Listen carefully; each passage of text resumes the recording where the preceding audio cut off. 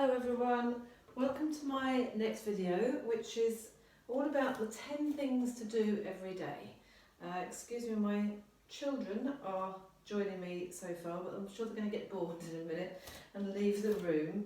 So the first thing we want to do out of our 10 things to do every day is double arm circles. But before we do that, let's just warm the shoulders up a little bit. So I always tend to start my classes like this and my workouts. So I just find that standing nice and tall helps me, and just mobilising the shoulders helps me to get warm quite quickly, which is good. But it just feels like a nice thing to do, just to release any tension in the back of my neck and shoulders. And so to add to that, so I've just circled the shoulders on their own. Then I'm going to place my hands on my shoulders and circle the elbows. And while I'm doing this, and this is going to be important for our first of the 10 things to do, I'm allowing my rib cage to shift forwards and backwards. And I'm facing myself in a mirror. If you can face yourself in a mirror when you're exercising, it's a really good idea, especially when you're doing things like Pilates, because it just helps you to see your alignment and whether you're in the correct position or not, which is important. And that all feels a bit better now. And notice I'm taking the shoulder circles and the elbow circles backwards, because part of the 10 things to do every day is to counteract our everyday not so great posture. So we spend far too much time sitting and slightly in a hunched position. We've got a forward head carriage and we tend to be tight around the thoracic spine, and the shoulders all round forwards and we're tight at the front of the chest, etc. So all of these circles backwards will help to stop that, hopefully. So then here's that one I just said. Number one of your 10 things to do every day is just a big double arm circle. I'm keeping my elbows soft. My right shoulder is a little bit sore at the moment, so I'm just trying to keep that as relaxed as possible, but just staying within my range of pain and just going through as much movement as I can. And then the next thing that we're going to do for our 10 things to do every day is place the hands at the back of the head. So I'm interlacing the hands around the bulky part of the head, and I'm bringing my elbows forwards. If I just turn to the side and take my right arm away, I'm trying to push my head in and back and up, and I'm sort of poking my chin, so I'm not lifting that way and I'm not jamming the chin down that way. I'm sort of driving the back corner of the head up towards where the ceiling and the wall meet, and just applying a little bit of pressure and holding that for about a count of 5, roughly about 5 times. And if you're standing in front of a mirror, if you can see your upper body in a mirror, just noticing that when you switch these muscles on, there's no shoulders lifting up. You hopefully will feel some activation around the back of your neck, the top of your shoulders. And again, we're trying to counteract our forwards carriage, forwards carriage from the head for everyday movements. So if you think about it, everything we do pretty much, whether we're sitting, whether we're driving, when we're sitting and we're eating, we're reading, we're looking at our phones, we're spending a lot of time with that head in that forward position. And this is trying to strengthen those muscles and get that head back in line, where it should be in your plumb line. So the ear should be level with the front seam of your shoulder. So that's the number 2 of our 10 things to do every day. Number 3 is one leg stands. We spend a lot of time during the day, even first thing in the morning when you're getting dressed, putting your socks on, putting your trousers on, putting my leggings on earlier, putting your underwear on. You're going to be balancing on one leg. When I'm walking the dogs, I'm putting my Wellingtons on. So being able to balance on one leg is a good thing, good skill to have. And we use it all the time. The more efficient you are at it, the better more comfortable you're going to be with everything you need to do. So, and it's just a great thing to practice as well. The only way to get better at balancing is to balance. So just get on and do it. So if you're standing with your feet, let's bring the feet completely together to start with, so that your plumb line comes up through the centre of the body. And just transfer your weight maybe from one foot to the other, taking that plumb line from one side to the other, and notice when you've got your feet together there's not too much adjustment. I'm exaggerating my movement so that you can see, but I don't need to change it too much. When we're feet together and we're on both feet, the plumb line falls in the middle of both feet. When we move over to one foot, it just goes to the middle of the centre of that ball of that foot, and otherwise that's it. The crown of the head pretty much should stay still. And then if you just peel one heel off and lift it up into a knee fold, your goal is to keep your shoulders and your hips nice and square. So no distortion at the side of the waist, no twisting in the hips. So we're lifting and then placing the foot back down, and then we're lifting and placing the other foot back down. So this is quite a relatively easy thing to do, hopefully. If you can stand on one leg, let's just do that now. In fact, I'm going to put my other leg down. So another thing to think about, when you first lift a heel up, that will be, I'm automatically standing on my stronger leg. The body will automatically put you in your strongest position. You'll always use the same side, your more coordinated side. But it means that the leg that I've lifted is my weaker one. So when I'm thinking about this sort of stuff, I want to stand on my weaker leg to start with, so that we try and address that imbalance that we've naturally got, and it will be a little bit harder. Oh, I thought we were going belly, but you're back. So I'm standing on my weaker leg and just lifting that leg. If you can stand comfortably for 30 seconds without too much trouble, you need to be challenging yourself a little bit more.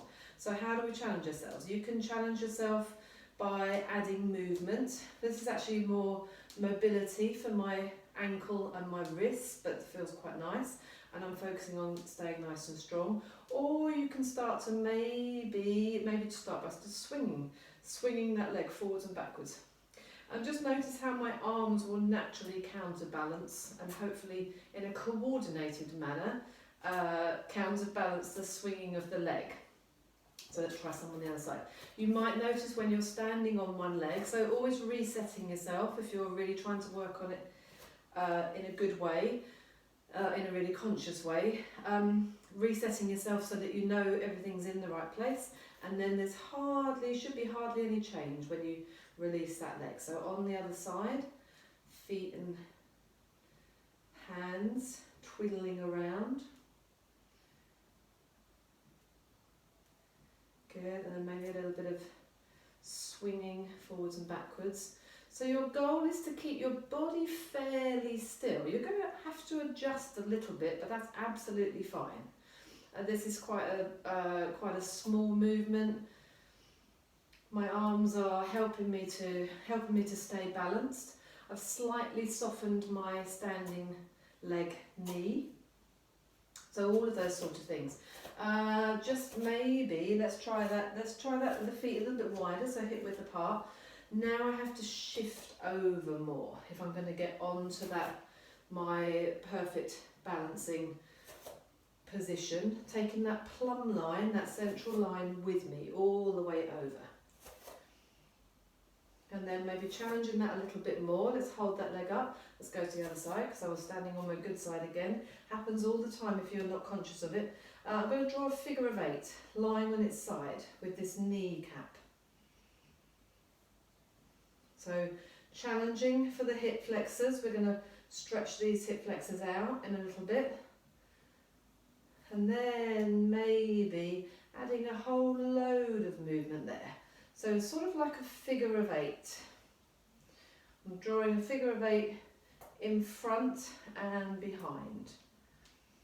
And then, trying to reverse that. And then notice what's going on with the other leg. So the other leg is wobbling about, making adjustments constantly. That's fine, just allow those hips to go a little bit. Let's try that on the other side. So just do a few of these first. So feet hip width apart, slightly wider than hip width. So the idea of this is I'm taking my centre of gravity over with me, and I'm immediately in the right place, as opposed to being a little bit here and having to adjust. Body, torso stays strong and still, and then holding that there, taking the figure of 8. So figure of 8 is lying on its side, drawing it with my kneecap, keeping everything else fairly still. Not rigid, you don't need to be rigid. Your body will constantly make adaptations as you go, and that's how you manage to stay in balance. Good, and then taking that bigger figure of 8. So I'm thinking of a circle here and a circle behind my other leg. And this is my natural way to take this movement. And then if I try and reverse it, whoa, it's a little bit more challenging, which is good. Good, and actually that was a nice thing to do, because our next one of the 10 things to do every day. So we've had double arm circles, pushing your head into your hands, one leg stand. The next one is number 4, full squats all the way down to the floor. So what I mean by that is your legs are wide, your toes are out a little bit, and you're going to drop those hips all the way down. I can't immediately keep my heels flat and get all the way down to the floor. I've got really tight Achilles and ankles. So we're just going to build up to that a little bit. Some people can, not everyone can. If you're worried about your knees and or ankles and or back or anything, just increase this movement daily if you can. So we should be doing about 10 of these every day.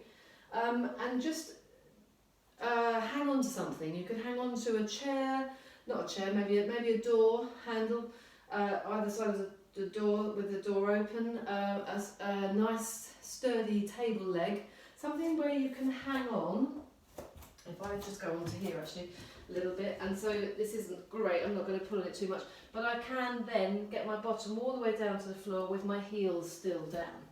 But maybe we need to work on the things a little bit before that. So before that, you're actually able to go all the way down there. We need to be working on the hip hinge. So hinging from the hip, sending your bottom back. If I go to the side, there's no change here. The movement comes from here. Then we start to take it into a more of a parallel squat. So the bottom goes back, the knees are going over the toes, the knees stay above the ankles. You can practice this by just sort of brushing your bottom onto a settee or something like that. So you're all the way there, and then coming all the way back up again, and then gradually getting lower and lower. So I'm warming up as I'm doing this. If I've got my trainers on, I can get a little bit lower because I've got a bit more of a step under my heel, and actually with my slippers turn the other way around. So there, so that's going to be really comfortable for me now. So I'm there all the way, actually no problem at all. And think about taking your knee up towards your armpit. So we're here. That lower back will round out a little bit. The most important thing as you come up is pushing the knees out so they stay over your toes. Absolutely don't let this happen. Don't let those knees roll in. Don't let your ankles collapse. So if you can only go to here, that's absolutely fine. Just work with what you've got. Take it a little bit further each day. Make sure you're nice and warm. So doing some of the things we just did before this.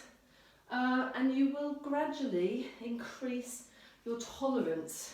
The knees, ankles, back, everything, hips will get more and more used to it until it becomes a natural movement, and it becomes a natural and a comfortable movement. Just make sure you be aware of the difference between pain and injuring yourself and just where everything's just a bit stiff and just doesn't want to go there for that day. So we're there. And then, so I'm all the way down. Obviously I'm comfortable here because I've got my slippers underneath my heels. If I was to take them away, even now I would probably feel like I was going to roll backwards. I probably would roll backwards. So you might even want to be a little bit more there. Let those heels lift off a little bit, and then maybe have a bit of a wiggle from side to side. Good. So from there I'm going to come down onto the floor. So our next thing that we need to do, actually no I'm not, yes I will. So we're on all fours and we're going to do our bracing. So this is something that's in my Pilates home exercises. It's called the quadruped. You'll find this exercise everywhere or just even this position. It's a very good position to just be in to keep your strengthen your back and your core. So if your back is feeling a little bit vulnerable, this is a great thing to do as well. So the movement is, or the exercise is, to curl your toes under, just maybe lift your knees off and just brace. So that's one of the ways you could do this. You don't have to lift your knees off, you could just be braced, and someone, it would need another person for this, but someone could come and try and push you, and you're just resisting that extra force to be pushed over to the side. What you're doing is you're setting your core, and that's what we want to do. So you're strengthening and bracing your torso, working on the core as we know it now in the fitness industry. This would lead into being able to do all sorts of things well, like extending the opposite arm and the leg, lifting up to the height of the body, swapping over. So we're here. So we're also strengthening the shoulders, we're strengthening wrists and hands, we're keeping the spine in its correct alignment, we're keeping the shoulder blades flat against the rib cage wall at the back. If this is too easy just to hold this, you could maybe take some circles, one way and then the other way, swapping sides. Whenever you do things like circles or figure of 8, there will be a natural direction which will happen quite easily, and then when you try and go the other way, it will always feel a little bit uncoordinated. But again, really good to challenge yourself in that way with those. Obviously press-ups, planks, whole body movement basically. So for press-ups you could turn the fingertips in, you could either be on all fours, hello Essie, taking the head down to the floor, make sure that yes, I know, thank you. Make sure those elbows go out to the side.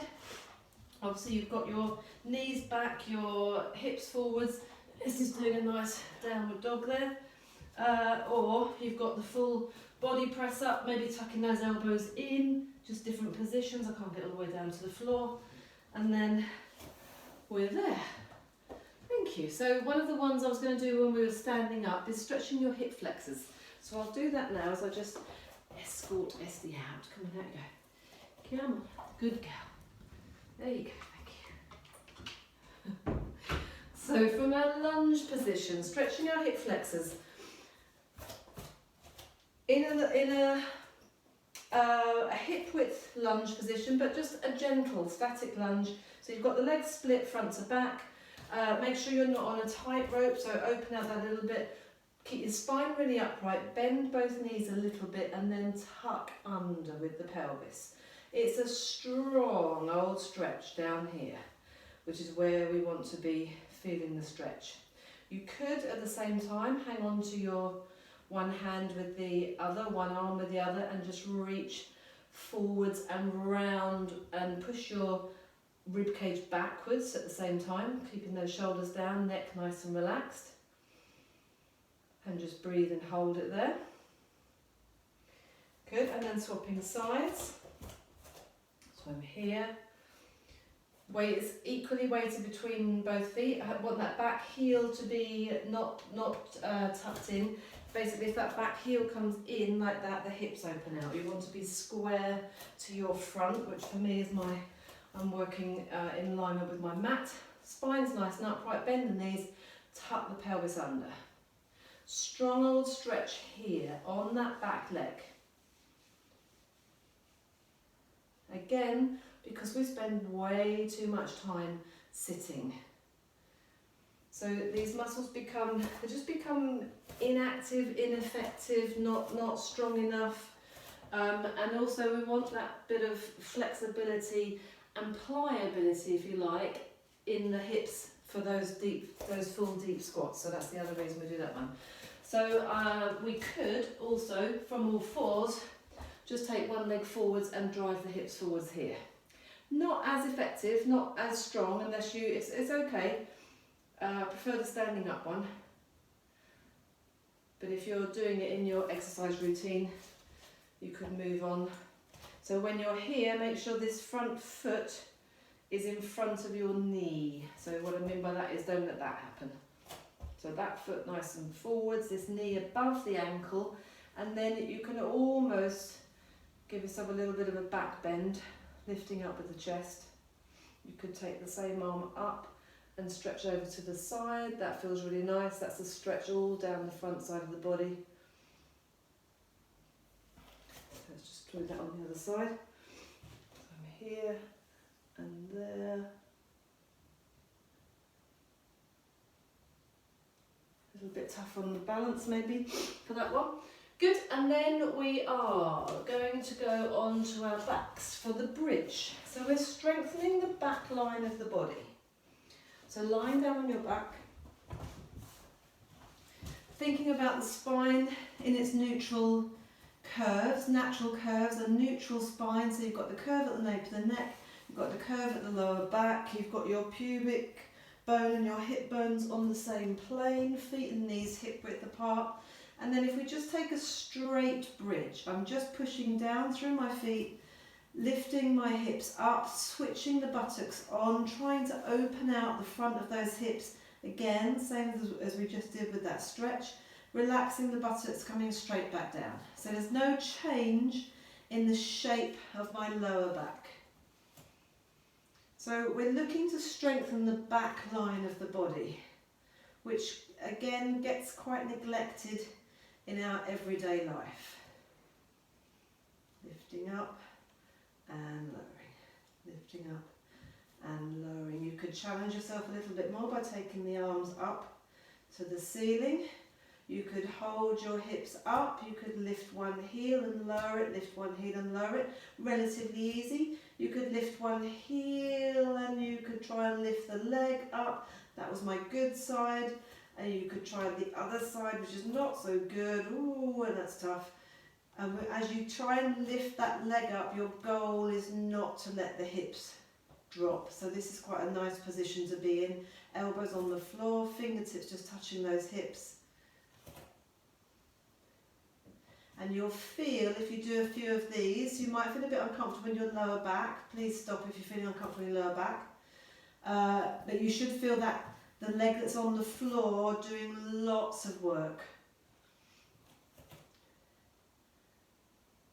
And then one more for luck. Noticing again, you'll use your stronger side first. And then maybe from there, another way to do your bridges.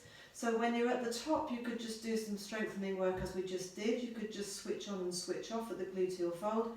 Or you can reverse down and peel the spine. You peel the spine off of the mat and you reverse peel back down into the mat. So this is much more about articulating and mobilizing the spine, but still a really great movement. Our spines are so incredibly mobile and strong at the same time. Just watch, especially with this one, as you're going up, that you don't start to lead with the ribs. Your ribs shouldn't be sticking out here. They should be flaring, they should be drawn down. The hips are up, knees are going forwards over the toes, and even more so when you come back down, you collapse here first, around that rib cage. I have a tendency to let my knees roll out there. Try and keep the feet equally weighted. Let's see if I can do another good one. So up to the top, everything is in this nice straight line. Shoulders through the hips to the knees, and then reverse peeling back down, trying to replace the spine exactly the way it came up onto the mat. Good, so that is your bridge. Then we've got some side lying work. This is about strengthening inside and outside of your hips, especially for the groin, because we work a lot on a forwards and back plane. We don't really work sideways, but we should have the strength and the stability in the pelvis to be able to cope with that. So all of this work is about that. So let's have both legs up and level. In fact, let's just take let's leave the underneath leg down for the moment and just have the top leg holding there on its own. And if you can, and you want to, challenge your balance by holding that leg there And then I'm just going to lift the underneath leg up to touch the top leg and then lower it and lift up and lower. I've placed my hand back down on the floor. I'm just on my fingertips. And you could try it here. It's really challenging, much more challenging here, balancing with this arm here.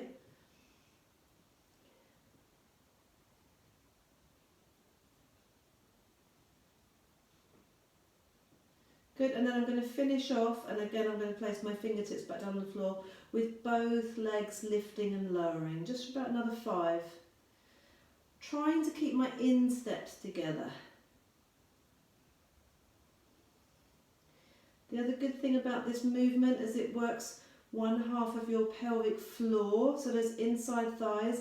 I'm going to add one more thing here. We're going to flex and point the feet and try and balance here.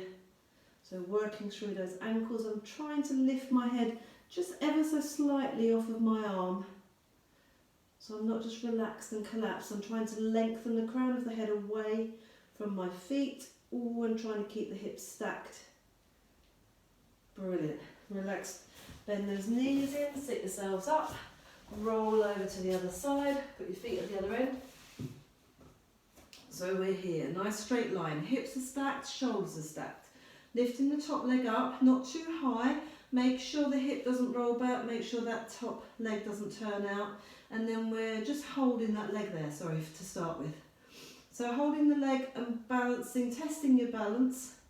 One side of this work is always much easier than the other.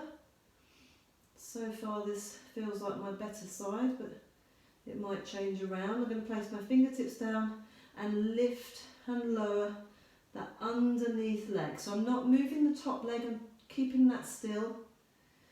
Lifting and lowering. Not resting too much on this arm.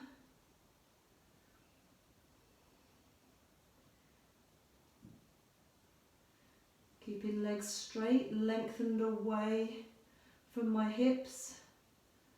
Holding both legs up and then lifting and lowering. Trying not to let my waist dip each time I lift and lower.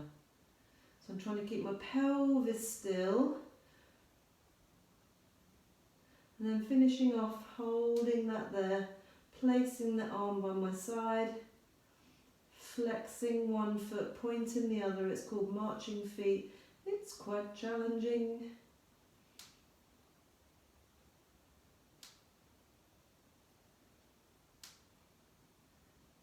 Great. Rolling over onto your tummies for the Sphinx. So, elbows are underneath your shoulders, hands are just in front. You're lifting your upper back, out of the floor, out of the mat, trying to almost pull your chest forwards.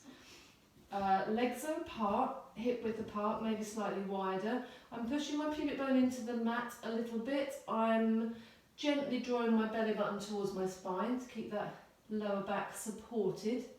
And I have a sense of trying to lift the crown of my head up towards the ceiling. So we're not here, I'm not just collapsed and everything's relaxed. I'm lifting, lengthening out and away from the floor. I'm almost pulling my elbows back a little bit. I'm trying to fold over my upper back here. Pulling through and just holding and breathing. If you can, take a little pulse through. You probably can't see much movement, but I'm very subtly trying to lift my chest, pull my chest through almost. Shoulders are down and relaxed. Belly button is in tight. Can be a little bit uncomfortable. Make sure you're breathing, no holding the breath. Hold on, I'm relaxing. Last one, seated spinal rotation. So you can do this in lots of different ways. You could do this seated on a hard chair. You could do it with your legs crossed. If you're going to do your legs crossed, this is my natural way of crossing my legs. So I would uncross and go to the unnatural way. So I'm going to try it with my legs crossed.